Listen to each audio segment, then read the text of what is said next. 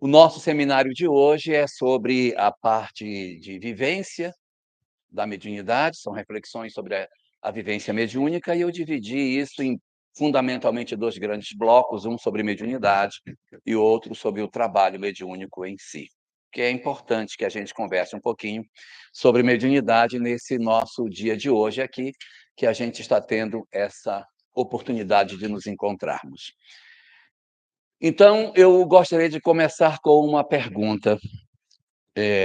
O que vocês acham que é correto afirmar? É correto dizer que o espiritismo está dentro da mediunidade ou está correto dizer que a mediunidade está dentro do espiritismo? Quem acha que é a primeira, levanta o braço. Quem acha que é a segunda, levanta o braço. Pois é. Então vamos lá. Vamos procurar a resposta para essa questão.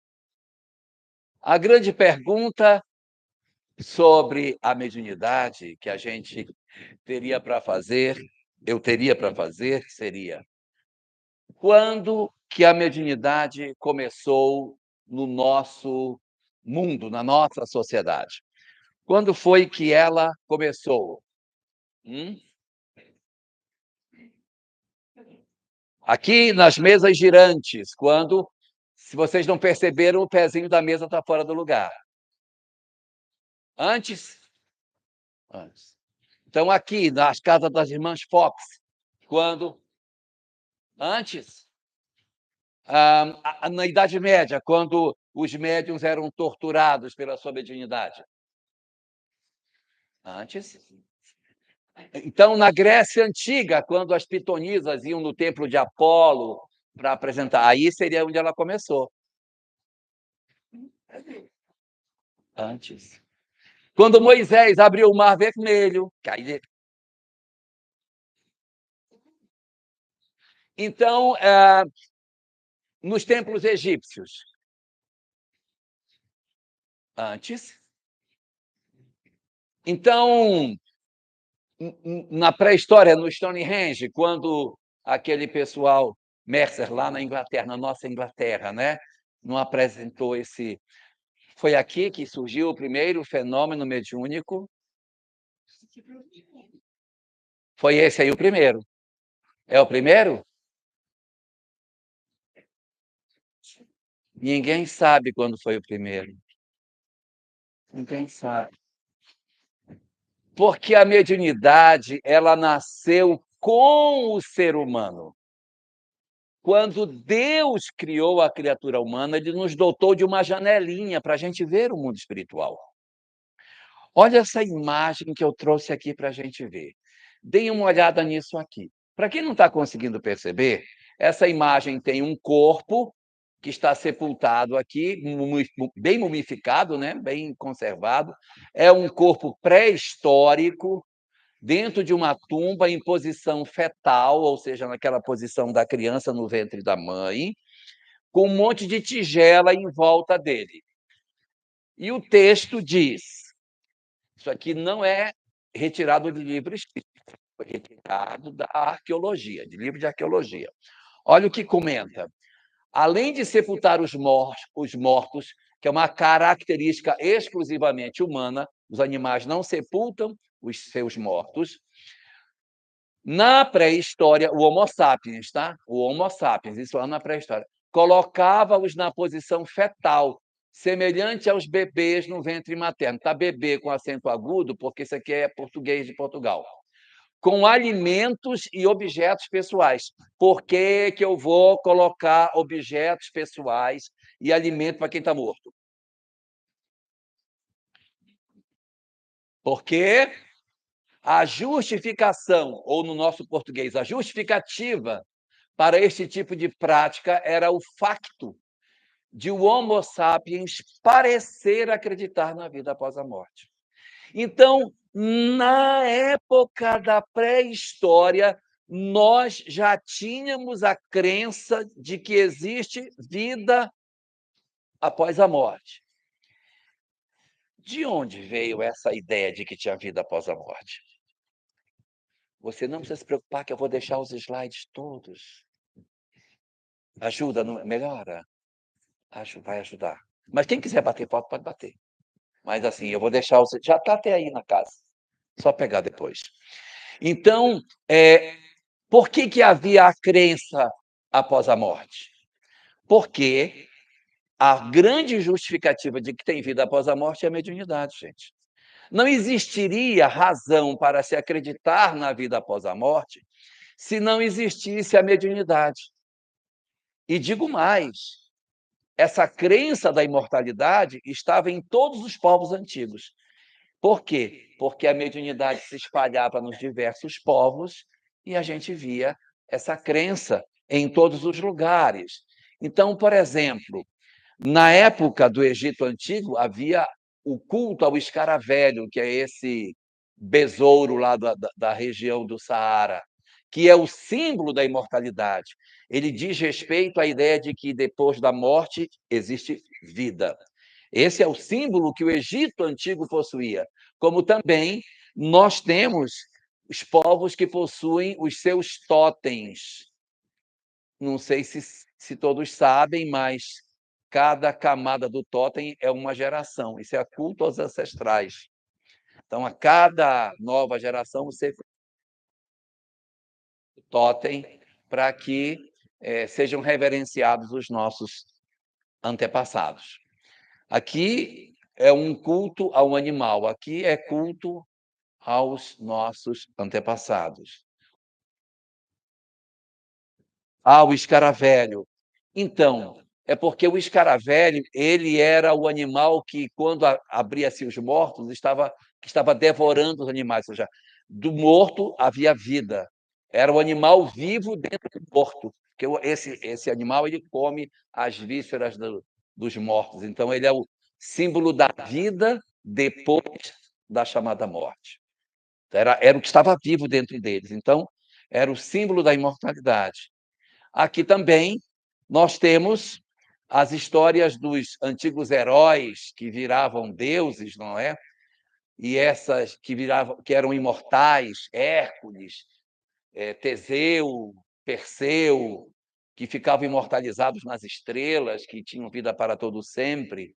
Era a ideia da imortalidade no conceito grego. Também nós temos, entre os astecas, os cultos de adoração aos deuses daqui da nossa região da América Central. Entre os deuses dos astecas, Quetzalcóatl era o principal dos deuses, e ele aqui é uma cerimônia que entregava para Quetzalcóatl o coração das vítimas como a ideia da imortalidade. E eles também eram imortalistas, os astecas. Também temos a ideia no Egito Antigo do culto ao deus Sol, que era também uma reverência aqui ao Sol. Aqui uma reverência ao animal, uma reverência aos heróis, reverência aos antepassados, reverência aos deuses, reverência a um Deus único, que seria o Deus Sol, no período que Akhenaton comandou o Egito Antigo.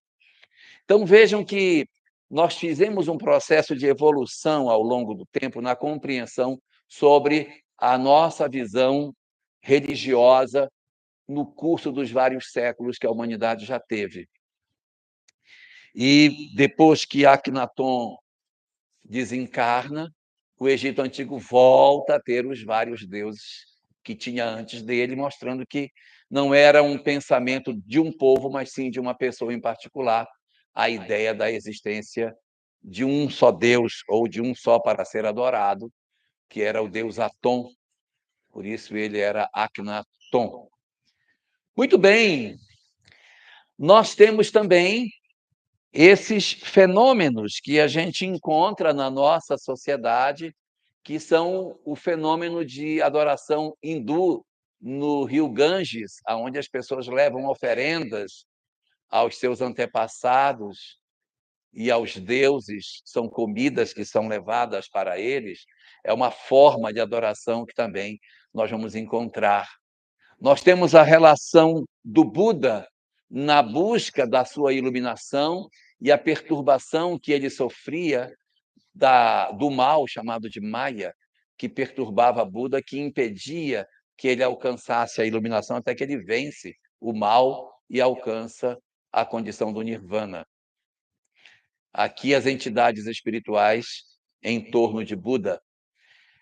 Os profetas de Israel eram sempre citados como sendo inspirados pelos anjos que se comunicavam com eles e que produziam isso. Então, na própria leitura que o judaísmo tem da vida, nós também vamos encontrar a mediunidade aí expressa nesse fenômeno.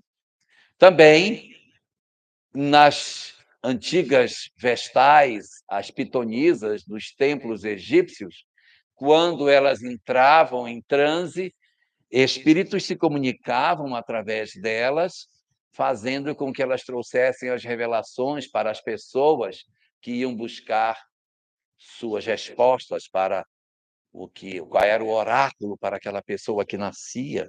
Então, todas essas verdades são também expressões que a mediunidade tinha nessa época. Nós temos agora, até mais recentemente, os cultos aos ancestrais, que fazem parte da nossa cultura. Quem não viu ainda, nos cultos orientais, essa reverência aos antepassados, onde são ofertadas comidas e vários outros objetos, como forma de agradecimento pela proteção que eles lhes dispensam. Então, as religiões orientais estão muito ligadas com esse culto aos ancestrais e essa reverência àqueles que vieram antes de nós. E nós temos também, nos cultos que são chamados nossos cultos afros, a imagem não está muito boa, mas o culto afro também, fundamentalmente calçado na ideia da manifestação dos espíritos, da comunicabilidade e desse processo todo de entendimento da vida, né? Ou seja, resumo da ópera é que, na verdade, a mediunidade é a mãe de todas as religiões. Não há nenhuma religião que surgiu no planeta que não tenha mediunidade por trás dela. Sempre foi um fenômeno singular, sempre foi alguma coisa tida como extraordinária que provocou, de certa maneira, a compreensão de que o espiritual existisse e, a partir daí, alguém liderando um grupo de pessoas com a faculdade mediúnica que possuía, comandou um grupo de indivíduos e gerou, assim, uma visão religiosa, uma religião. As religiões nunca surgiram de alguém que teve uma ideia sem ter uma experiência espiritual. Todas elas têm.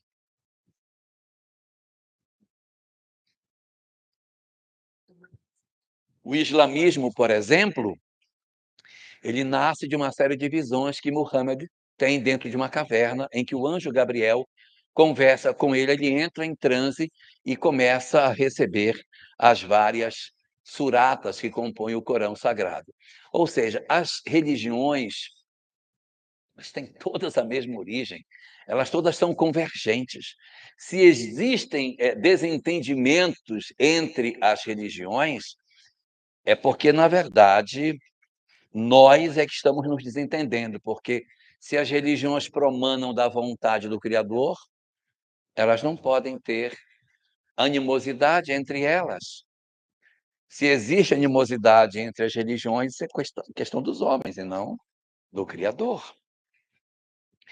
Existe um escritor libanês muito conhecido, chama-se Khalil Gibran. Khalil Gibran, maravilhoso. Khalil Gibran diz assim: Deus fez a verdade com várias portas para atender a todo crente que a elas vem bater. Então, quando ouço essa frase, eu imagino assim, tipo o Coliseu, com aquele monte de porta, e cada porta com um ritual, um código de princípios diferentes, um conjunto de verdades relativas distinto, para que cada pessoa, de acordo com o perfil que ela tenha, serve para você, entre por essa porta. Serve para você, entre por essa. Então, as várias portas para atender a todos que a elas vêm bater. Entrou por esta porta, Nice. Não importa por onde você entra, quando você olha para cima,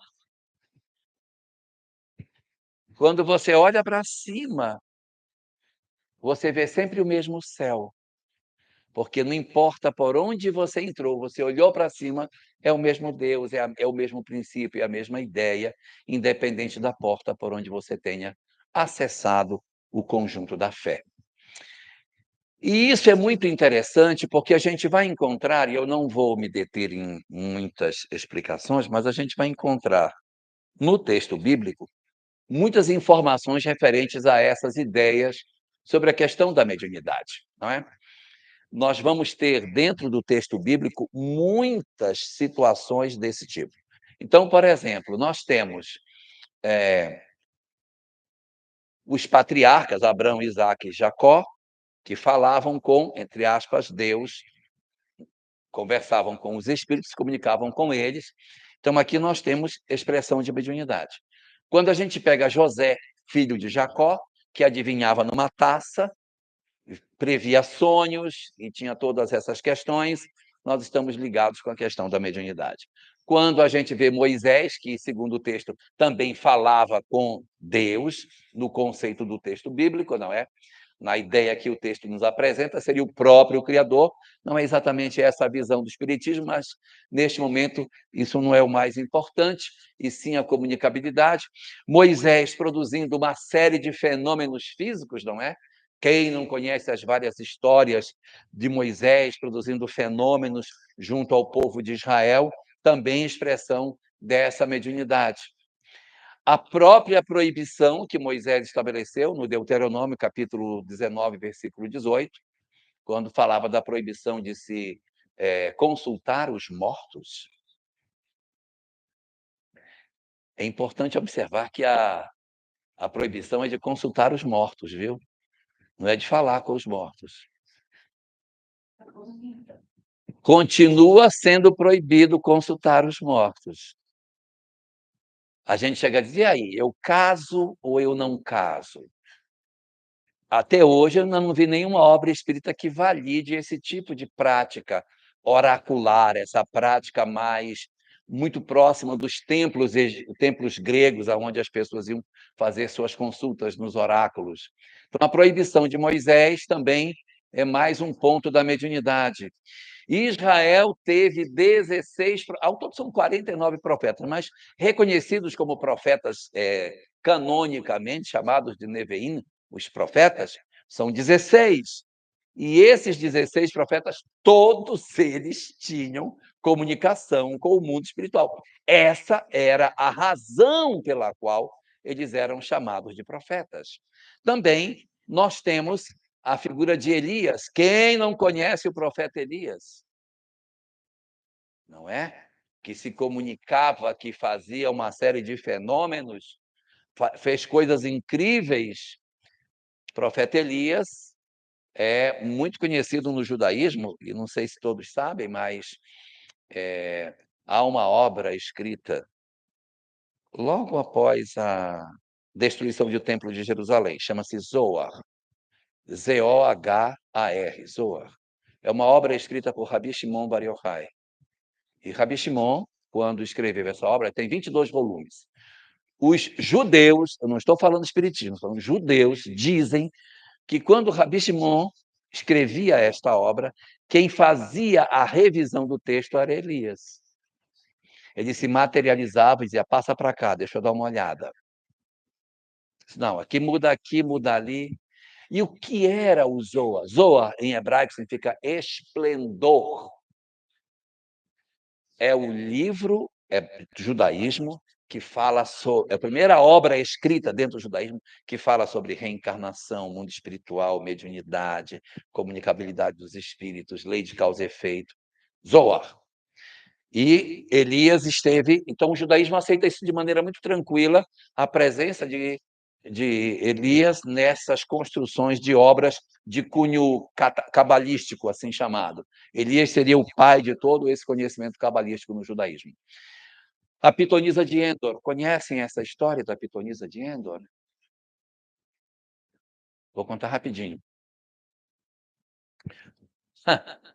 Profeta, o profeta, o rei Davi, perdão, o rei Saul, estava sem conseguir se comunicar com Deus de forma alguma, nem em sonho, nem nada.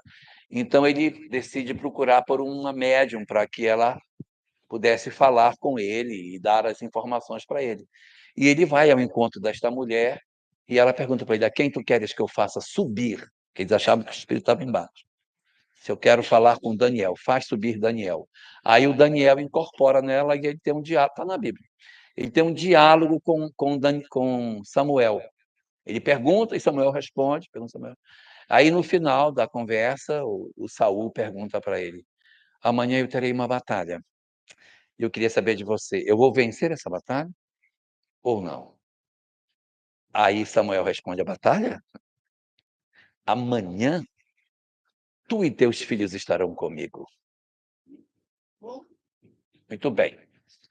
Vamos para frente. Nós temos também o jantar de Belsazar. Conhecem o jantar de Belsazar? Meu Deus, não conhecem o jantar de Belsazar. Nabucodonosor invadiu Jerusalém, destruiu o templo, levou todas as peças ricas de ouro que existiam no templo para Jerusalém. Tempos depois, Nabucodonosor desencarnou e o neto dele, que era uma espécie de filho adotivo, chamado Balsazar, neto e filho, porque ele foi o criador do menino, foi quem herdou o trono do avô. E Balsazar, então, resolve dar um banquete para 1.000 pessoas. E nesse banquete que ele está servindo às 1.000 pessoas, falta baixelas para colocar a comida para eles. Aí ele disse: eu trouxe de Jerusalém umas baixelas de ouro, que eram lá do templo, que era usada para servir o pão a Deus, lá dentro de Jerusalém. Não quero dizer se está certo ou está errado, mas ele manda buscar a baixela, manda botar comida para servir naquela baixela.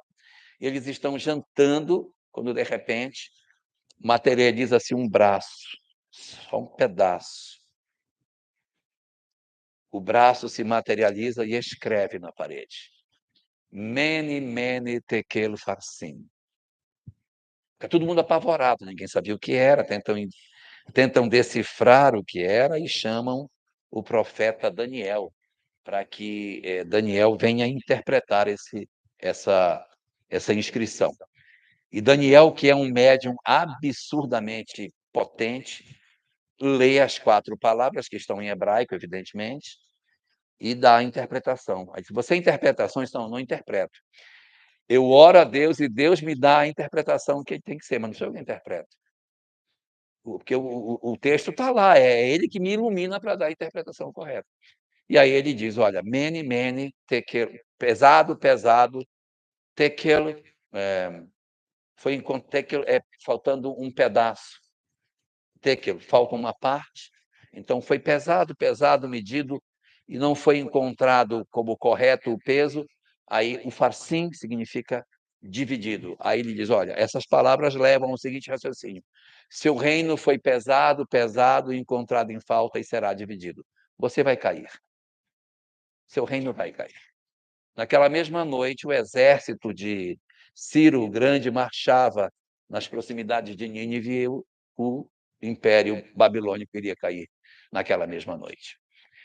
Isso é do Antigo Testamento, mas se a gente for para o Novo, Zacarias viu um anjo, lembra? Quando o filho dele ia nascer, Maria também viu um arcanjo, que é o arcanjo Gabriel. Os magos vieram do Oriente também.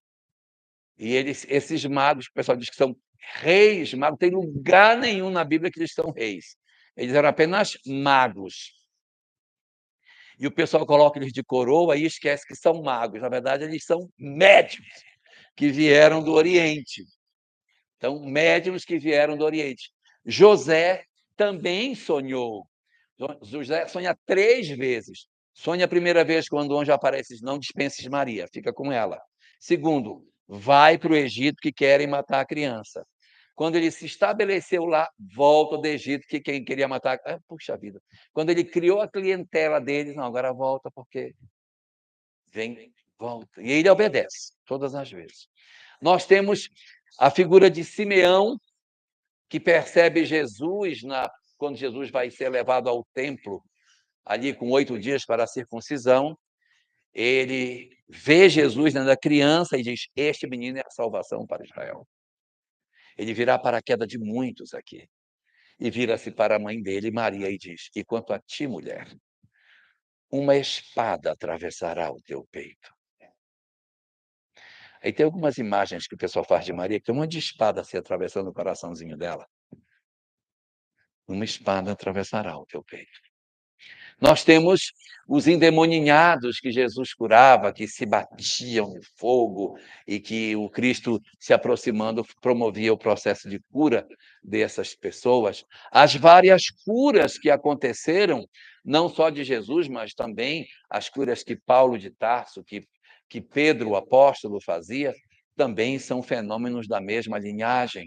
Nós temos a transfiguração de Jesus no Monte Tabor, também um fenômeno incrível que acontece ali, não da transfiguração dele em si, porque depois a gente vai ver que esse fenômeno não necessariamente é mediúnico, mas as materializações de Moisés e Elias, essas são. Porque a transfiguração não necessariamente é mediúnica, tá? Muito bem, nós temos a esposa de Pilatos. Quando ele estava para ser julgado, a esposa de Pilatos manda um bilhete para ele. Sonhei que tu julgarias um homem justo. Cuida para que não faças injustiça. Sonhou como? Sonhou de quê? O que é esse sonho? Então, na verdade, a mediunidade também está aqui nesse processo. E, evidentemente, um último desses fenômenos que a gente teria dentro da Bíblia seria, para a gente relembrar, a ressurreição do Cristo, em que ele surge para os discípulos. Importa lembrar que ele aparece a portas fechadas, tá? Então, se ele aparece e desaparece, certamente não foi o corpo dele que estava ali, mas sim uma materialização, um fenômeno, aí agora sim já mediúnico. Saindo da Bíblia para a história, nós também temos uma série de fenômenos na história, como, por exemplo, os dons que os cristãos falavam, o movimento cristão falava dos 9 dons que Paulo de Tarso fala na sua carta aos Coríntios, que é também esses 9 dons, expressões de mediunidade em si. Nós temos toda a repressão que o cristianismo começa a promover contra a mediunidade, quando o cristianismo se torna religião oficial e inicia um processo de restrição da mediunidade nos outros, de perseguição dessa mediunidade. Aí temos o período da Idade Média, terrível para os médiuns, porque a mediunidade não deixou de existir, mas os médiuns naturalmente se viram obrigados a se isolar para que eles conseguissem sobreviver, não é? Nós vamos ter aí, nesse período da Idade Média, a demonização dos fenômenos, Joana d'Arc queimada e mais um monte de gente que foi queimado por ter características mediúnicas, e aí vocês vão perceber que os médiuns, frequentemente, eles se escondiam fora da cidade, eles iam para a floresta para poder sobreviver. Vocês veem que a maga patológica mora na floresta, a Madame Mim também mora na floresta, o Merlin mora na floresta, e aquela senhora simpática daquela casa de chocolate, que acolheu Joãozinho e Maria muito bem, ela também morava no meio da floresta. Então, isso era muito comum, exatamente porque pessoas com algum tipo de faculdade mediúnica tinham dificuldade de viver no meio da cidade, porque mais cedo ou mais tarde seriam denunciados. Então, é o período das chamadas bruxas, elas são chamadas de bruxas, né? E bruxos. Agora, é interessante que as mulheres são bruxas e os homens são magos, né? É muito engraçado isso, né? É muito ridículo isso, mas é assim. Então, tem o período das bruxas, temos o período da Inquisição, perseguindo ali de maneira tenaz as manifestações mediúnicas que existiam. Passamos por um período, por conta de tudo isso, em que a ciência é escravizada, ninguém pode pesquisar, ninguém pode ver nada de mediunidade, isso é do demônio, não se aproxime disso, se você mexer com isso, você será morto. Então, a própria ciência, com medo da religião, ela recuou e se escondeu e deixou com que tudo isso acontecesse em função do arbítrio, da violência com que a religião tratava essa questão no passado, e em seguida ela vai amordaçar a filosofia. Ninguém pode pensar diferente do que eu penso, porque se alguém apresentar uma teoria diferente daquilo que eu estou dizendo, eu vou matar também. Em nome de Jesus, eu mato você. Né? É uma coisa completamente esquizofrênica, mas a gente conseguiu, em nome do amor, eu te mato. Né? Uma coisa bem legal. E aí chegamos a um ponto em que, no século XVIII, virando para o XIX, vêm as rupturas sociopolíticas com a Revolução Francesa, e as rupturas políticas vão chegar nas rupturas científico-filosóficas que vão acontecer, quando, então, liberta-se o Ocidente desse jugo que a religião fazia sobre nós, e a gente começa a ter a possibilidade de questionar e tentar se aproximar do fenômeno pela primeira vez, porque desde o início da Idade Média a gente não podia fazer isso. Desde a ascensão do cristianismo como religião oficial do Império Romano, nós tivemos problemas dessa ordem. Por que isso acontecia? Porque as pessoas queriam que uma verdade só se estabelecesse. E muitos de nós, às vezes, achamos que isso só começou a acontecer na Inquisição, lá no século XIII. Não é verdade. Desde o século V, o cristão matava a gente. Depois vocês procurem uma matemática grega chamada Hipátia, que foi morta por cristãos. Ela faleceu no ano 415 da era cristã. 415, gente. Ela foi perseguida e morta, com requinte de barbaridade, só porque ela não era cristã. Ela morava na cidade de Alexandria, uma cidade de praia, que tinha muitas conchinhas. Ela foi morta cortada com as conchas do mar. Muito bem, então, quando chegamos nesse período aqui, foi quando, enfim, a ciência e a filosofia conseguiram se libertar do jugo do fanatismo religioso que reinava até esse período. Só que, nas regiões que eram mais da Europa Ocidental, isso era mais duro, mais difícil. Quanto mais distante da Europa Ocidental, mais fácil era trabalhar os conceitos num período anterior à própria Revolução Francesa. E nós temos um personagem importante na história do espiritualismo moderno, que é a figura de Emanuel Swedenborg. Muito culto, muito inteligente, o cara era tudo, ele era botânico, astrônomo, físico, conhecia todas as ciências, e começou a ver o mundo espiritual como se fosse o mundo corporal e via tudo aberto, e começa a escrever livros sobre aquilo que ele percebia. Um homem muito rico e que deixou um grande contributo na época dele, isso no século XVIII, ele já apresentava a sua visão sobre todas essas questões. E nós tivemos depois um segundo personagem também muito importante, esse já é americano, e veio depois de Emanuel Swedenborg. Esse aqui era o contrário desse, esse era rico, esse era pobre. Este era culto, esse era ignorante. Eles eram completamente opostos. Mas esse segundo também era um médium incrível. Esse segundo, Andrew Jackson Davis, é o nome dele. Ele desencarna, inclusive, no mesmo ano que o Chico nasce, 1910. Andrew Jackson Davis também era um médium fantástico. Só que, como ele era analfabeto, ele não escrevia, ele ditava.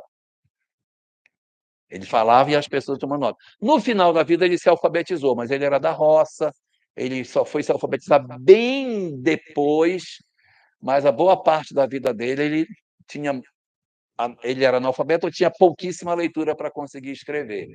E ele era incrível, porque o Andrew Jackson Davis olhava para a pessoa e dizia: seu fígado está com problema. Estou vendo uma manchinha preta dele. Ele via as pessoas, ele via a pessoa por dentro funcionando, os órgãos, como se fosse uma máquina.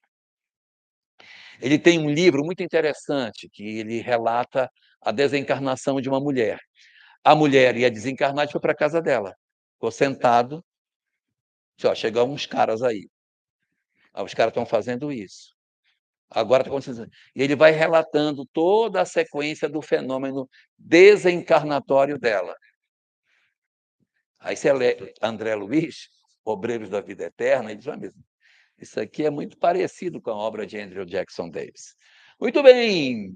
Então, ali, quando esse material todo é apresentado, abre espaço para que a gente comece as primeiras investigações, e nós vamos ter o fenômeno de Hydesville como sendo um fenômeno muito importante dentro do espiritismo, e a gente fica assim se perguntando: se tem mediunidade desde o começo, por que que a gente fala tanto disso aqui, que é um fenômeno igual a tantos outros? Qual é o motivo do fenômeno de Hydesville ser tão importante? A razão da importância do fenômeno de Hydesville é porque ele é o primeiro fenômeno mediúnico com laudo. Foram 3 equipes que foram à cidade para fazer e atestar o que estava acontecendo. Uma primeira com as autoridades locais, uma segunda com um grupo de professores da Universidade de Nova York, e o terceiro, o próprio reitor da universidade, chamava-se Joseph Edmunds, disse: "Não, eu vou lá, vou levar meus melhores professores para a gente desmascarar essa farsa, porque enganaram as outras 2, mas a mim não vão enganar". E naquela época não tinha gravador, então as coisas eram gravadas com um taquígrafo. A pessoa ia falando e alguém tinha habilidade para escrever tão rápido quanto se fala, taquigrafia. A filha dele, Laura Edmonds, era taquígrafa. E ele diz: "Você vai, que você vai tomar nota. Quando acontecer alguma coisa lá, eu vou falar e você vai anotando".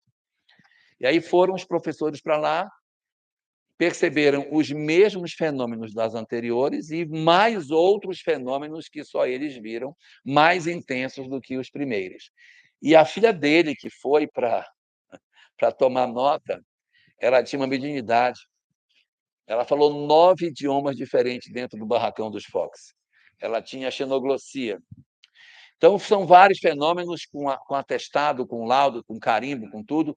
É a primeira de todas essas pesquisas que vão acontecer nesse sentido. E aí é que vai começar, na Europa, as mesas girantes. Volto a repetir para quem não estava aqui no começo: o pezinho da mesa está fora do chão, tá? Essa mesa está levitando. Isso aqui é um fenômeno de mesa girante que, em função do interesse que despertava nas pessoas, vai oportunizar a nós o surgimento, de Allan Kardec nesse processo todo para tentar organizar esse conteúdo. Ele não era médium ostensivo, não era um guru, ele era, na verdade, um professor, e a habilidade dele era organizar coisas. As coisas estavam meio que desorganizadas e ele pega esse material e dá uma ordem para ele. E cria um método, né? O método de Kardec é o método da universalidade dos ensinos dos espíritos. Como é que ele poderia saber se uma coisa estava certa? Aí você pega a introdução do livro Evangelho segundo o Espiritismo e lá ele diz qual foi o método que ele usou.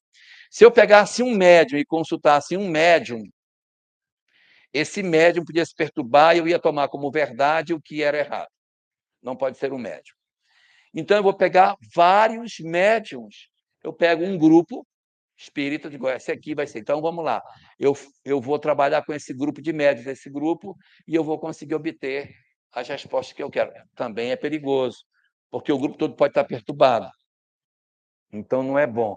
Então, é melhor que a gente pegue de médiums de grupos diferentes. Melhor, porque aí eu pego aqui, pego ali e as informações têm que convergir. Boa, essa é uma boa ideia. E se todo mundo tiver nesse mesmo país perturbado? Vai que a cultura daquele lugar pensa de um jeito. Então eu tenho que pegar de médios diferentes, de grupos diferentes, mas de países diferentes. Para isso tem que saber ler vários idiomas. Então ele conhecia vários idiomas e tinha a habilidade para poder mandar cartas e fazer esse trabalho. O que é a universalidade dos ensinos? Manda a mesma pergunta, recolhe as respostas, confere essa que bateu, põe. Não bateu, tira. Então, até que as coisas convirjam, é melhor não trazer, para não obter como verdade uma coisa que possa não ser. E há um personagem nessa história muito importante que nem sempre é citado nos nossos estudos espíritas, chamado Victorien Sardou. Victorien Sardou, ele foi um teatrólogo muito famoso, do período de Kardec. E ele teve uma importância muito grande, porque ele chega às questões mediúnicas antes de Kardec. Ele começa a investigar o fenômeno antes dele. Então, ele teve a primeira ideia de registrar as perguntas e respostas obtidas nas reuniões mediúnicas. A ideia foi dele. Por que a gente não coloca num papel essas perguntas e respostas? E aí ele começou a colocar, começou a colocar, começou a colocar.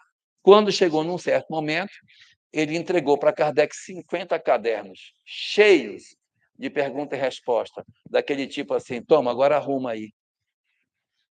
Eu fico imaginando Kardec querendo arrumar 50. E se fosse eu ia cortar todas as perguntas e ficar no chão da minha sala.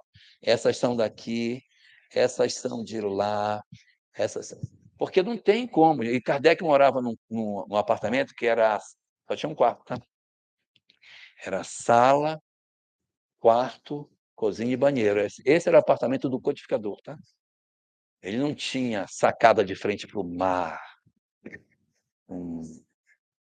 Então, estava tudo.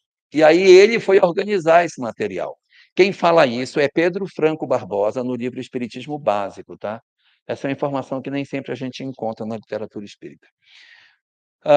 E aí, Kardec vai analisar a questão da mediunidade e vai descobrir alguns pontos que são importantes para nós. Primeiro, que ela tem graus diferentes. Tem gente que é mais ou menos médium, assim como tem gente que enxerga mais e gente que enxerga menos. Gente que ouve mais e gente que ouve menos.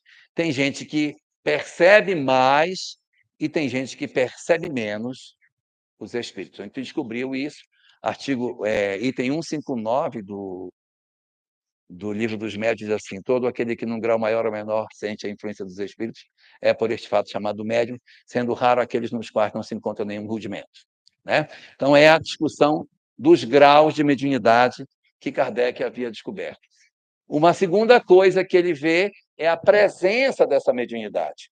Ele descobriu que isso estava entre jovens e velhos, entre homens e mulheres, entre religiosos e não religiosos. Ele descobriu que essa faculdade, a chamada mediunidade, tinha uma presença distribuída em todos os segmentos que se pudesse ter do ser humano. Não importa, não, só é para jovem, não, só é para velho, não, só para mulher, não, só para homem, só para determinada etnia, não. Ele está presente nas várias etnias, nas várias faixas de idade e nas várias condições que a gente tem. E aqui, ó, por exemplo, nesse local aqui, a predominância aqui é de mulheres, né? Vocês já viram, né? Já viram, né? Se você for para um congresso espírita, 75% é mulher, 25% é homem. Você vai para uma mesa mediúnica, a grande maioria são mulheres e os homens são menos, né? Quando é para mandar na casa espírita, aí são os homens. Bom, aí veja só, se a mediunidade se distribui de maneira igual entre homens e mulheres, por que eu tenho mais mulheres nas mesas mediúnicas do que homens? O certo era que tivesse metade de homem, metade. Claro, por que não tem? Eu fiz essa pergunta primeiro, Sueli. Por que não tem? Não tem, porque quando nós somos homens, nós somos educados assim: não chora, engole o choro, não pode sentir. E isso vai impedindo com que nós nos permitamos ser mais sensíveis às influências que a gente tem. E as mulheres, não, sinta, minha filha, fale, faça. Né? E aí acaba acontecendo que os homens acabam sendo tudo bloqueados. Eles são podados dos sentimentos e muita mediunidade fica quando não fica travada, fica servindo para o lado escuro da força, né? Fica violento, fica agressivo, fica faz bobagem, né? Muito bem. E uma terceira coisa que ele descobriu, que não tem lugar do planeta onde ela seja mais ou menos, ela é tudo igual, não tem localização, não tem a ideia de que exista um gênero que tem mais do que o outro, nem graus diferentes que não sejam aqueles que a gente já conhece, de que a mediunidade ela tem um degradê dentro dessa dinâmica. E, mais do que essas reflexões, Kardec avançou para um negócio chamado o mecanismo da mediunidade, estudando como é que ela funciona, como é que esse trem ocorre, o que é, na verdade, essa mediunidade, o que é possível acontecer na visão que ele teve, dos fenômenos que ele observou. Olha, eu observei isso, mas eu não observei aquilo. Então, esse aqui é, esse aqui não é. Por exemplo, só para vocês terem uma ideia, tem um caso que ele narra no livro Obras Póstumas, que tinha uma rainha, e a rainha chegou na sala do trono e ela estava sentada no trono. E ela diz: como assim? A rainha sou eu, não é você, saia do trono. Aí a que está sentada no trono diz: não, quem é a rainha sou eu sou a rainha. E elas começam a discutir, ela manda tocar fogo no trono, porque a outra estava lá. Aí diz assim: bom, não pode ser o mesmo, não pode ser o espírito que desdobrou, porque o espírito não pode desdobrar e ficar brigando com ele mesmo. Ele não pode ter duas vontades. Então, ou ela está aqui ou ela está lá. Então, ali, se o fenômeno é verdadeiro, o que aconteceu é um outro espírito lá. Então, essas leituras são. Isso, se foi assim, só pode ter sido dessa forma. A teoria nos diz que deve ser assim. Então, o estudo do mecanismo de como se dá a mediunidade foi uma contribuição muito, muito, muito importante que Kardec deixou, porque até então havia até quem já tivesse visto a mediunidade, mas classificá-la, organizá-la, estruturá-la, dar o que é o mecanismo dela, da maneira como o Espiritismo tem, só realmente o Espiritismo tem. Eu não estou dizendo que os outros não reconhecem a mediunidade, mas um estudo realmente detalhado, com classificações e estruturação do raciocínio, o Espiritismo tem como nenhuma outra doutrina. Tá? E, na medida em que a gente avança, não especificamente na obra de Kardec, mas em obras que vieram depois, as chamadas obras subsidiárias, a gente vai encontrar informações importantes sobre o fenômeno da mediunidade. Para quem não reconheceu, isso aqui é um cérebro. Tá? Aqui é um cérebro, que embaixo é o cerebelo, que são as nossas funções vegetativas. Aqui é o corpo caloso do nosso cérebro. Aqui, essa parte da esquerda aqui é o tálamo, que embaixo é o hipotálamo e aqui é o epitálamo. Aqui no epitálamo tem um negocinho aqui, parece um dedinho minúsculo, que é o corpo pineal, ou chamado glândula pineal ou epífise. Tudo é a mesma coisa. Esta estrutura que a gente está vendo nesta posição, ela é apontada em várias obras, não na obra de Kardec, mas ela é apontada fundamentalmente na obra de André Luiz, e em muitas obras antigas do Oriente também fala-se desse ponto. Quem quiser encontrar esse ponto dentro da sua cabeça, é fácil. Fica na linha dos olhos e no meio da cabeça. Então, você fura um buraco bem no meio da cabeça, na altura dos olhos. Veja onde ela está depositada, no ponto mais seguro do crânio. Ela não está na borda, ela está colocada lá, eu poderia dizer que está no miolo do miolo, que é bem no meio mesmo que eles colocaram lá. Tá? Eu não sei se alguém aqui já viu uma glândula pineal ao vivo, assim, então vai ver agora. Isso aqui é uma glândula pineal. Isso aqui é um cérebro cortado. Aqui está o corpo caloso, está vendo? Aqui o corpo caloso. O tálamo está aqui. E a glândula pineal é esse trenzinho que aparece aqui, ó. essa coisinha parecida um coraçãozinho de lado, essa ponta de seta, isto é bem pequenininha, super protegida. Posso passar já? Vou mostrar mais dela, Sueli. Só que eu vou virar a cabeça de lado, porque essa cabeça aqui, ela estava olhando para o lado esquerdo, né? Está olhando para cá. E a figura que eu vou colocar agora, essa aqui também está olhando para o lado esquerdo. Ela está olhando para o lado de lá, então vai ficar rebatida a imagem, tá? Esse cérebro rebateu. Então, agora, aqui, ó, nós temos. Aqui está o tálamo, tá? E ela está aqui, ó, nesta posiçãozinha aqui, ó. Aqui é o tálamo, e o epitálamo é bem aqui, pertinho do cerebelo, essa parte que não está sendo mostrada na figura. Bom? Muito bem. Esta é a chamada glândula pineal, famosíssima glândula pineal, que, num detalhe, ela aparece ali. Agora dá para a gente ver legal. Agora eu consigo ver. Ela está aqui, é esse pontinho aqui. Aqui é o tálamo, aqui é o corpo caloso, e essa pontinha aqui, que está cortadinha, que seria a glândula pineal. Essa glândula, no dizer da doutrina espírita, ela é a glândula das glândulas, porque é ela que estimula, a epífise estimula a hipófise, que estimula a tireoide, que estimula as gônadas, que faz a gente se desenvolver, sair da condição de criança para adulto. Então, ela é um controle geral de tudo aquilo que acontece no organismo.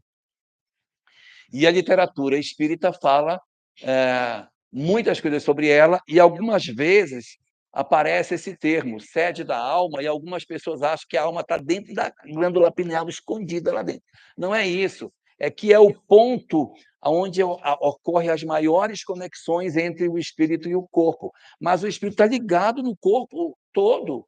Todas as células, todas as moléculas estão vinculadas, e isso vai se enfeixando, se enfeixando, se enfeixando, e quando chega na pineal é o ponto onde tem a maior concentração, por isso é visto muita intensidade de luz nesse ponto do nosso organismo. E ela tem uma relação muito estreita com a mediunidade. Algumas doutrinas antigas chamam de olho da alma. Já ouviram? Ou ninguém percebeu que parece um olho? Nunca viram esta figura?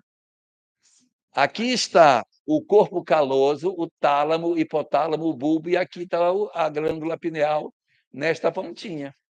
E este símbolo é o símbolo do olho de Horus, que do Egito Antigo era o sentido da visão espiritual da vida. É tudo velho, tem nada novo. Ou seja, no Egito Antigo, este ponto que aparece ali é exatamente este ponto que aparece na figura do olho de Horus. Os egípcios sabiam desse negócio. Isso é velho. A doutrina espírita nos apresenta, mas a gente não pode ter a crença de que tudo surgiu com o advento da doutrina espírita. Muitas verdades já eram sabidas antes. Muito bem. O que se fala em doutrina espírita? Que esta glândula ela tem uma característica muito interessante. Segundo a ciência oficial, esta glândula, ciência oficial, essa glândula, ela tem um caráter de ser um tecido mole até o período da puberdade. Quando chega na puberdade, ela segrega uma série de hormônios e depois ela murcha e ela cristaliza. E, segundo a ciência oficial, ela perde a sua função, porque ela já teria dado o gatilho para que a gente se tornasse espíritos adultos, né? Começa o amadurecimento do corpo, então ela não tem mais função. Para a doutrina espírita, diferente do pensamento da ciência oficial, essa cristalização, na verdade, é uma concentração de um mineral chamado hepatita, que está sendo muito estudado mais recentemente. O Dr. Sérgio Felipe tem feito trabalhos bem interessantes sobre isso, mostrando que os médiuns possuem uma quantidade muito grande desse cristal na sua glândula pineal. Só dá para saber depois que morre, Sueli, não tem como. Para saber, é bem... Então, de repente, hoje, com os avanços da medicina, a gente já consegue saber antes, mas a ideia é que esse processo é um fenômeno que dá, na verdade, para nós uma leitura diferente da ciência oficial. Diz que nela reside uma luminosidade e que, quando somos médiuns, essa luminosidade ainda fica mais intensa. Quando oramos, ela se expande. Daí que a gente percebe as conexões espirituais ligadas com a glândula pineal. A gente diz que é aqui, mas ela não é aqui, é aqui lá dentro. É aqui, só que é aqui lá. Ela não é aqui, aqui, é aqui, aqui.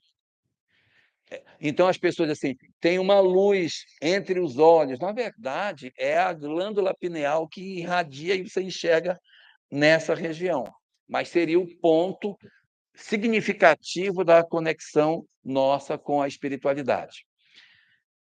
Estudos dizem que, quando você repete mantras, repete, aqueles Hare Krishna, Krishna Krishna, Hare Hare. Ou Ave Maria, cheia de graça, o Senhor é convosco, bendita sois vós entre as mulheres. Ou Adonai Tsebaot, Kadosh, Kadosh, Kadosh, Adonai Tsebaot. Não importa que religião seja, a repetição dos mantras vai fazendo com que essas ondas de repetição vão produzindo no espírito um processo de êxtase. Então, você vê que os hindus fazem Om, até não ouvir mais o som. Aí, de novo, Om. Essas vibrações seriam, na verdade, instrumentos para que as frequências ativassem determinados pontos nossos que facilitam a conexão espiritual. Ou seja, tudo que a gente está falando tem uma ligação muito forte com a questão da mediunidade em si. Ela estaria, portanto, em termos de mecanismo, muito ligada à glândula pineal.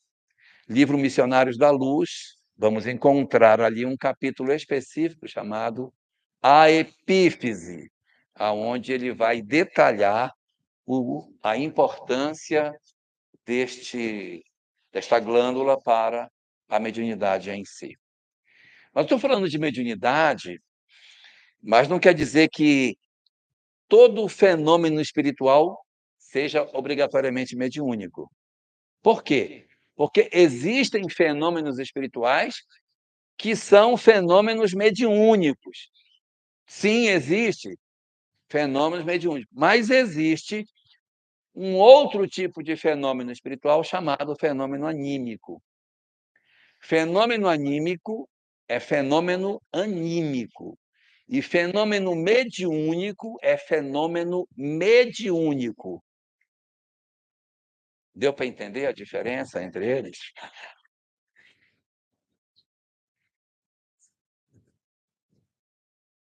Em resumo, o que é um fenômeno anímico? É um fenômeno espiritual cujo agente do fenômeno não é um espírito desencarnado. O que é um fenômeno mediúnico? É um fenômeno no qual o agente do fenômeno sou eu. O que é um fenômeno mediúnico? É um fenômeno espiritual cujo agente do fenômeno é um espírito desencarnado, valendo-se de um encarnado como canal para que ele aconteça. Isto é confuso? Se não é, então agora eu vou confundir vocês. Vamos lá. O meu objetivo, eu sou que nem o Chacrinha, eu não vim aqui para explicar, eu vim para confundir. Então vamos lá, vamos começar. O que são fenômenos anímicos? Eu vou colocar aqui 10 tipos de fenômenos anímicos, para a gente ver que o fenômeno anímico ele é muito mais frequente do que nós imaginamos em termos de fenômenos espirituais. São fenômenos psíquicos, mas não são necessariamente mediúnicos. O fenômeno anímico mais conhecido e que a gente tem, nem sempre representa bem a melhor expressão do que seja um fenômeno anímico. Vou dar aqui 10. Primeiro fenômeno anímico. Lá vai. Telepatia. Já ouviram falar disso? Não é médium. Não precisa ser médium. Então, eu estou aqui e eu consigo perceber o que você está pensando. Quem está percebendo? Um espírito ou eu? Se sou eu que percebo, então não é mediúnico. É um fenômeno anímico. Isso, às vezes, acontece com pessoas que têm uma ligação muito estreita. Aí a pessoa liga para outra assim: "Fulano, o que foi que houve? Estou me sentindo aqui, estou sentindo alguma coisa. Aconteceu alguma coisa com você?" "Ai, a minha mediunidade". Pode não ser mediunidade, pode ser faculdade anímica. Eu captei o pensamento do outro. Se foi um espírito que veio e se liga para ele, aí é mediunidade. Se houve um espírito para dizer para eu ligar para alguém, aí é mediunidade. Se fui eu que liguei, meu filho, mamãe está preocupada, não dormiu essa noite. Está tudo bem, meu. A mãe nem queria lhe falar, tive um problema, bati o carro, estou todo quebrado, estou no hospital. Eu senti. Então, se foi a mãe que sentiu, é telepatia, não é mediunidade, é fenômeno anímico. Eu transmito meu pensamento para o outro capta o pensamento. Telepatia.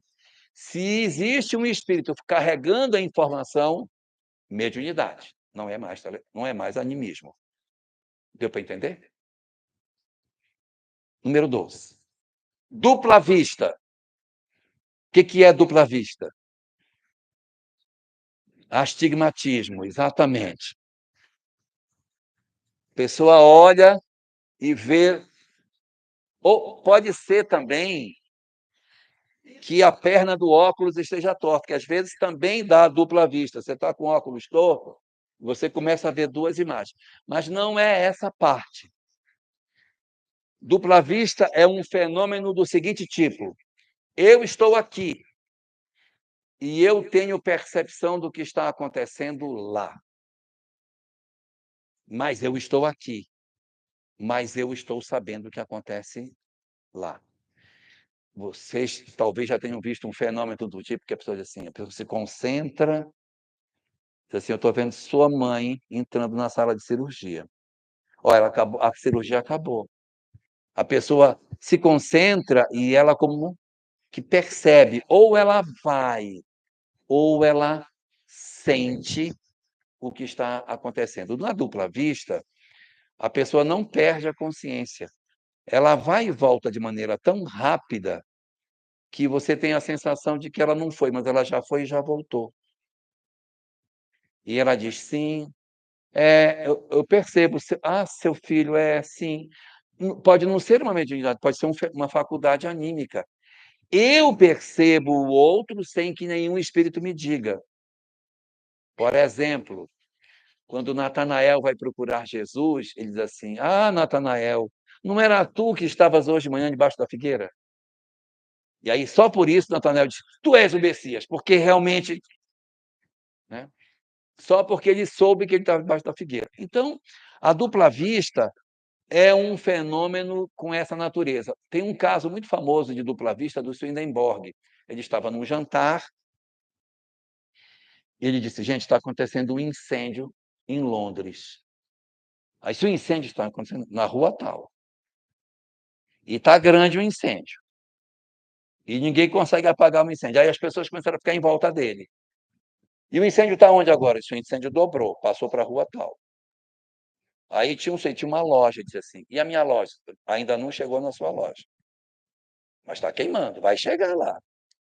Aí mais um pedaço, ele disse: "Olha, os bombeiros chegaram. Os bombeiros acabaram de chegar Estão apagando o fogo e estão conseguindo apagar. E a minha loja? Ainda não chegou lá. Aí foi, disse: olha, apagaram o fogo. E a minha loja? Parou 6 lojas antes da sua. Aí o cara foi para Londres. Quando chegou lá, tinha acontecido um incêndio, daquele jeito, ele tinha apagado 6 casas antes dele. E é assim interessante, porque não tinha celular, não tinha WhatsApp, e ele tinha informação. E como é que ele sabia? Ele ia e voltava, chama-se dupla vista. Se é ele que vai e ele que volta, não tem espírito, então não é mediúnico, é anímico. Se fosse um espírito que contasse, aí é mediunidade. Daqui a pouco, no próximo bloco.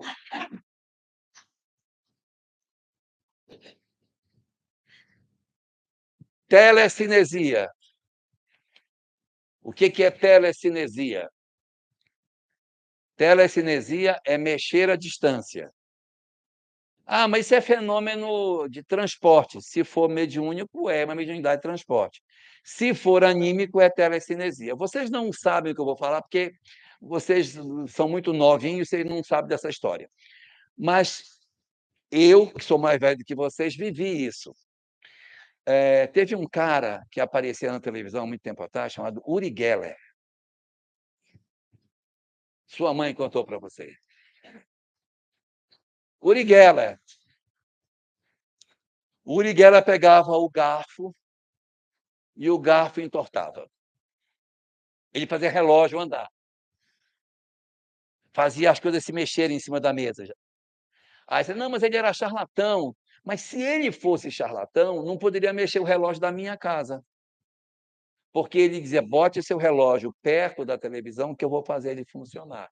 Então, ele usava as energias das pessoas e a própria faculdade anímica que as pessoas tinham e movia os objetos. Quer dizer, na verdade, não era ele que movia, mas a pessoa estimulada pelo comando que ele dava, fazia com que o seu próprio relógio também se mexesse, que o seu próprio garfo entortasse. Esse fenômeno ele existe, chama-se telecinesia. Se for um espírito que faça movimentação de objeto, não é mais animismo, é mediunidade de transporte. Neste caso, como é o próprio indivíduo que faz, então, telecinesia. Tranquilo? Próximo, hipnose. Já viram hipnose? Aquilo também é verdade, tá? Hipnose existe, gente. Outro dia vi um programa sobre hipnose que eles estavam tentando descobrir se o cara era capaz de ser sugestionado a ponto de matar alguém. E eles pegaram um grupo, aí foram refinando, refinando, refinando. Aí chegaram em 5, dos 5 chegaram em 3. Dos 3, o cara disse: ele é capaz de matar, vamos programá-lo para matar. Aí o cara programa, dá uma arma falsa para ele, né? Dá uma arma falsa. E o cara também era da produção, mas ele nunca tinha visto. E aí eles programam para que o cara vá e mate. E o cara vai e mata mesmo. Ele dá o comando, se você vai encontrar na moto uma arma, você vai tirar a arma, vai esperar por ele para dar 3 tiros nele. E o cara fez exatamente o que ele mandou. Você está pronto? Estou pronto. Ele sai, vai, dá os 3 tiros. O rapaz não gostou depois, quando ele foi tirado do transe e disseram para ele: não, mas eu não matei ninguém, se matou. Aí filmaram, aí disseram: eu não gostei. Eu não gostei. Sim, mas você assinou um termo antes, né? Mas isso não gostei. E isso mostrou para todo mundo que sim, que a gente pode fazer uma coisa dessa natureza e até influenciar pessoas. Isso existe em igreja. Agora você é uma nova pessoa, você não vai beber mais. Você não vai beber mais. O cara não bebe mais. Aí, se ele deixa de ir na igreja, o que acontece? Volta a beber. Por quê? Porque o comando hipnótico caiu. Ele tem que estar sempre lá para receber o comando hipnótico. Se ele sai, aí ele volta. Hipnose. Isso existe entre encarnados, existe de desencarnado para encarnado também. Né? Muito bem. À frente. Cura. Não, cura é mediúnico. Que tem cura mediúnica, mas tem cura anímica. Existem pessoas que são capazes de transmitir a sua própria energia e curar uma pessoa. É possível isso, Sueli? Vou dar um exemplo. Jesus. Você acha que Jesus era médium ou era fenômeno anímico? Aí você diz, não pode ter fenômeno anímico na casa espírita. Bom, tira Jesus então, porque ele só fez um monte de coisa anímica. Porque ele fez muita coisa anímica. A potencialidade está no indivíduo. E ele produz. Claro que se a gente está na casa espírita, a gente vai entender que, por mais potência que eu tenha, os espíritos ampliam essa potência, permitindo com que ela se torne maior ainda, num fenômeno misto, mediúnico e anímico ao mesmo tempo. Por isso que o passe na casa espírita é um passe misto, porque ele é um passe magnético, anímico e espiritual ao mesmo tempo. Então, ele é um passe misto. Mas existem pessoas que são capazes de promover a cura ou até a melhora de alguém com suas próprias energias em si. Tranquilo? Próximo. Transfiguração. Existe transfiguração mediúnica e existe transfiguração anímica. O que é transfiguração mediúnica? Transfiguração mediúnica é quando o médium dá passividade a uma determinada entidade e ele assume características físicas que a entidade tem. Altera o rosto dele. O rosto dele altera. Como é isso? É uma espécie de materialização sobre o corpo do médium. Então, você tem um determinado espírito que se manifesta por um determinado médium e ele produz alterações no rosto do médium durante o fenômeno, que você olha para ele e o rosto dele está alterado. Quando o fenômeno termina, o rosto do médium volta ao normal. Isso chama-se transfiguração mediúnica. E o que é transfiguração anímica? Isso era uma pergunta. Jesus se transfigurou no alto do Monte Tabor. Não é mediúnico, é anímico. Ele ora e seu rosto fica resplandecente como o sol e suas vestes brancas como a luz. Ali é anímico, não é mediúnico, mas mediúnico é a materialização de Moisés e Elias, porque ali são desencarnados que se materializam. Aqui é animismo. Outro fenômeno anímico, psicometria. Já ouviram falar de psicometria? Tem umas séries na televisão que passa, que a moça vai no local onde houve o crime, aí ela pega nas peças, diz, é um homem alto, louro, de olhos azuis. Aí a detetive disse, me dê o endereço, pelo amor de Deus. Então você vê, psicometria é a capacidade de você, tomando de um objeto, falar sobre a pessoa que era proprietária dele. Não vale psicometria para a seguinte situação. A pessoa desce aqui, vai na 15, compra um pingente, bota no pescoço. Aí, se a pessoa tiver perdido aquilo, a pessoa pega, não vai achar nada, porque ela não impregnou. Tem que estar impregnado. Agora, uma joia de família, aquela que era da minha avó, que passou para minha mãe, que passou para mim, que dei para minha filha, que passou para minha neta. Quando você pega, quem é psicômetro, né? Eu não sou nada, então não sinto nada, mas quem tem essa sensibilidade, se pegar nesse objeto, gente, é tanta história que eu não sei nem qual é, porque tem tanta gente nessa joia. Por quê? Porque vai impregnando de fluido, precisa de um tempo para impregnar. A pessoa entra numa casa e diz: gente, essa casa alguém se matou aqui. Ela sente as energias que estão naquele lugar. Psicometria não é mediunidade, é um fenômeno anímico. Beleza? Bicorporeidade. O que é bicorporeidade? Isso não é dupla vista, não. Bicorporeidade é diferente de dupla vista. Porque na dupla vista, A pessoa vai e volta, vai e volta, vai e volta, vai e volta, mas ela vai e volta. Na bicorporeidade, ocorre um fenômeno diferente. A pessoa está aqui, mas ela também aparece fisicamente no outro lugar. Eurípides Barçanufo, Santo Antônio de Pádua. O que acontece nesses casos? Está assustada, Lu, com ele? É. Acontece assim, o sujeito ele está num determinado lugar e o que é mais frequente de acontecer? O que é mais frequente? A pessoa repousa e ela se desprende do corpo. Aí ela vai lá. Lá ela materializa. E aí ela está fora do estado de vigília aqui e, ao mesmo tempo, trabalhando lá. Eurípides fazia parto assim. Ele fazia partos.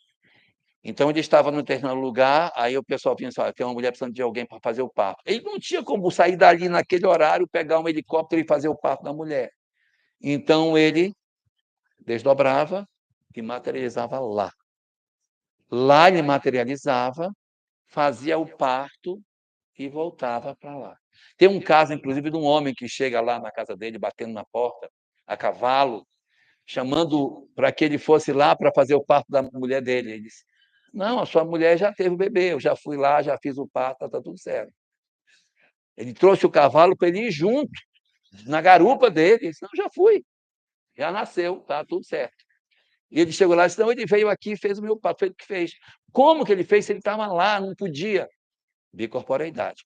Mas existem muitos casos de bicorporeidade em que a pessoa não fica no seu estado de vigília, ela repousa. Mas existe também situações que são mais raras, mas que ocorrem, na qual o cara está em vigília nos dois lugares. Ele está em vigília aqui e ele está materializado lá. Santo Antônio de Pádua, segundo rezam as tradições, rezava uma missa aqui enquanto defendia o pai no tribunal em outra cidade. Então, ele estava em vigília nos dois lugares. E como é que pode? É porque ele chaveia a consciência muito rapidamente entre as duas situações, dando a sensação de que ele está nos dois lugares. Eu vou dar um exemplo para vocês compreenderem isso que eu estou falando. Perguntem para uma mulher como é que ela participa de duas conversas ao mesmo tempo. Aí vocês vão saber como é o fenômeno da bicorporeidade. Então, ela fica um segundo aqui, um segundo lá, um segundo aqui, um segundo lá, ela participa das duas. É a mesma coisa. É a mesma coisa. Ela faz isso.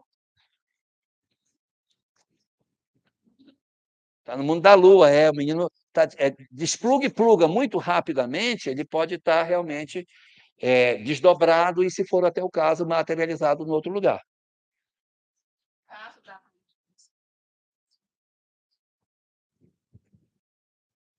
Seria o caso de não ser. Por quê? Porque tem duas vontades.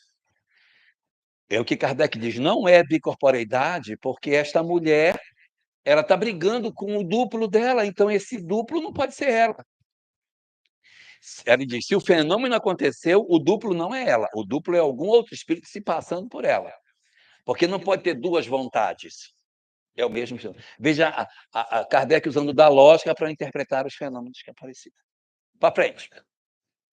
Bicorporeidade, sonambulismo. Olha, eu botei o nome sonambulismo em honra a Kardec, porque Kardec chama sonambulismo. Eu não sei por que o movimento espírita brasileiro não gostou. Não gostou. O movimento espírita brasileiro não usa o nome sonambulismo, usa o nome desdobramento. Se você for na obra de Kardec, não tem lugar nenhum a palavra desdobramento, só tem sonambulismo. É o nome que ele... Assim como também não existe na obra de Kardec a palavra materialização. Existe aparição. Aí ele diz aparição tangível e aparição não tangível, mas ele não ousou usar o nome materialização, que o movimento espírita brasileiro acha lindo. O movimento espírita acha lindo, né? E o movimento, então, ele criou essa nomenclatura. O que é sonambulismo? Sonambulismo é o sujeito desdobra do corpo e, muito frequentemente, perde a consciência. Está desdobrado. Ou ele está no mundo da lua, ali, que ele não está dormindo, mas ele não está ativo naquele lugar, ou ele está repousando e saiu do corpo. Tem, inclusive, um negócio chamado terror do sono ou pavor do sono, que as pessoas saem do corpo e vê o corpo dormindo. É uma emoção maravilhosa, porque você tem a sensação de que você morreu mesmo. Aí você terror noturno o nome. O cara está dormindo e ele se desperta e diz, gente, meu corpo, sou eu. E aí do lado está o cônjuge dormindo.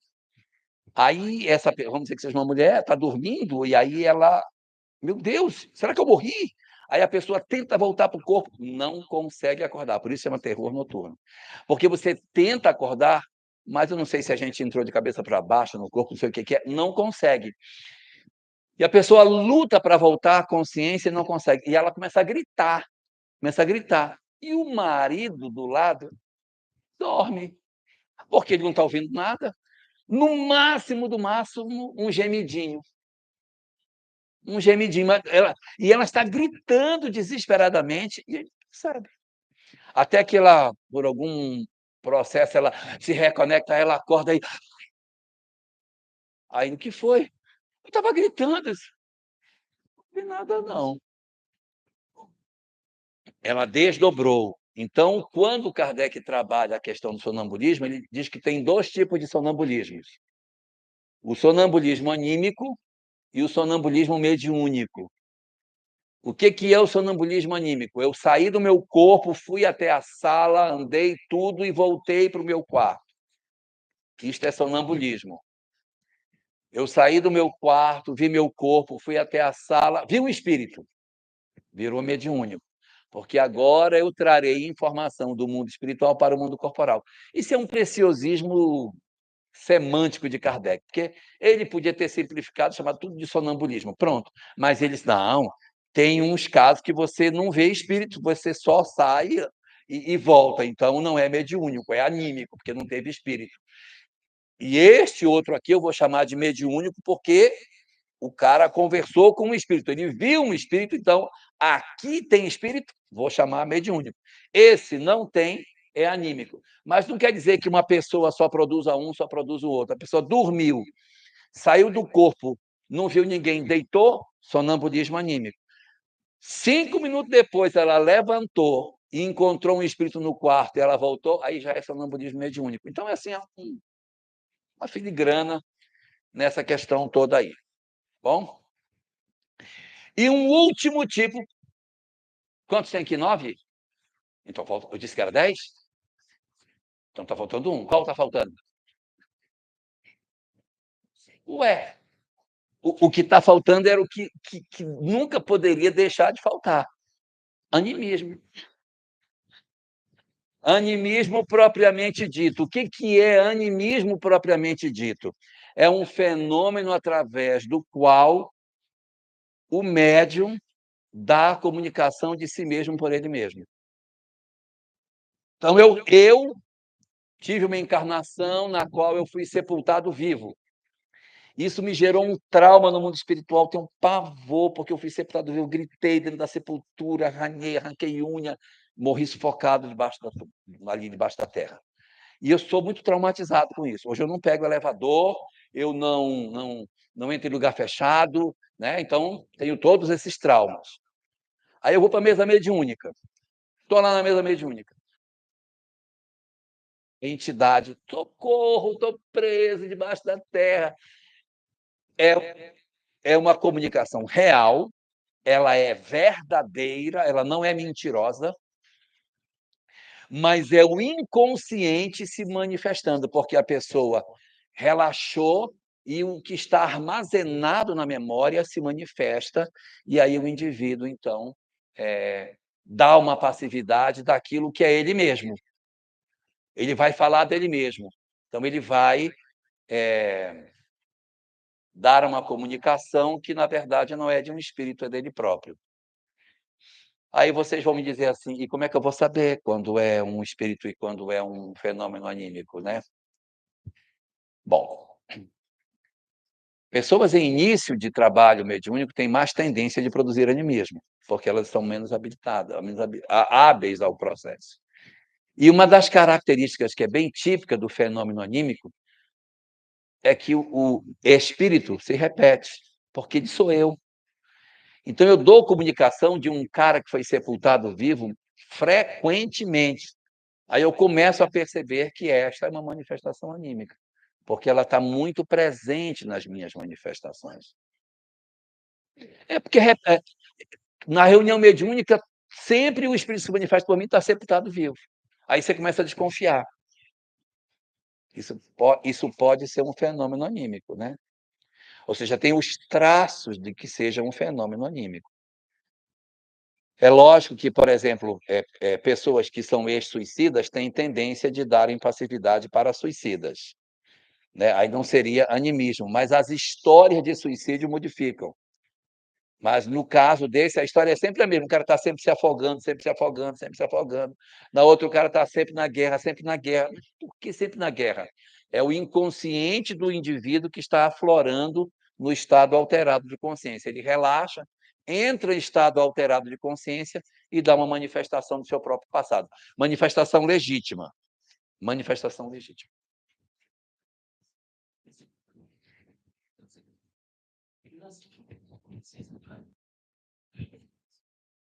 Pode, eu até vou falar isso mais à frente, se Deus permitir, e vocês também, né? Daqui a pouco, no próximo bloco.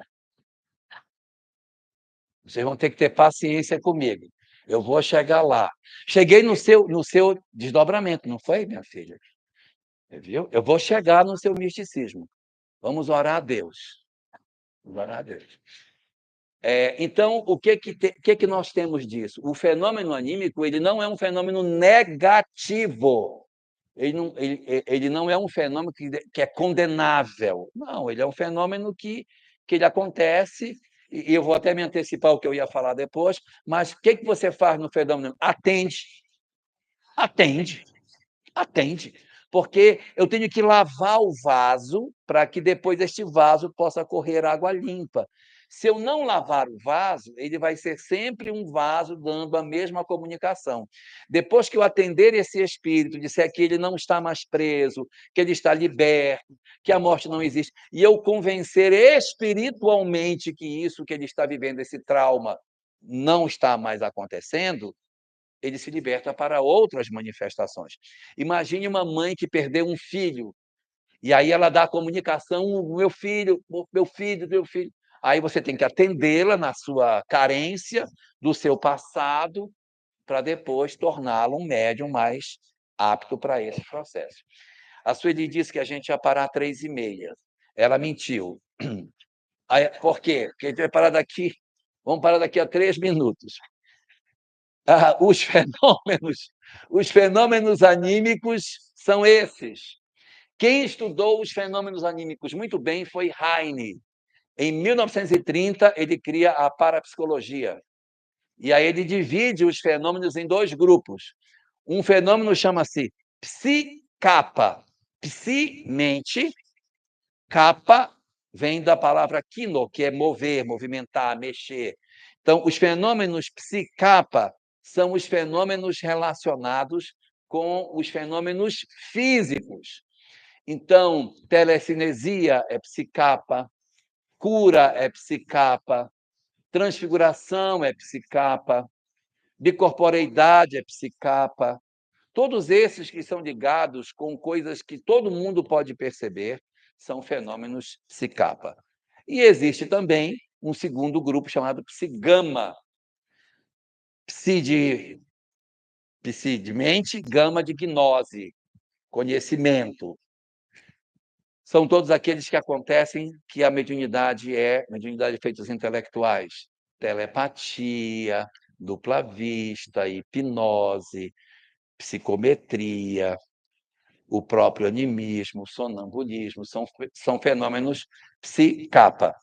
E, mais recentemente, no avançar da própria parapsicologia, que foi a criação de Heine, hoje existe um terceiro grupo chamado psiteta. Os fenômenos psiteta vêm da letra teta, que vem da palavra thanatos, morte. Fenômenos psiteta são os fenômenos reconhecidamente produzidos por uma mente desencarnada. Hoje, a parapsicologia tem psigama, psicapa e psiteta.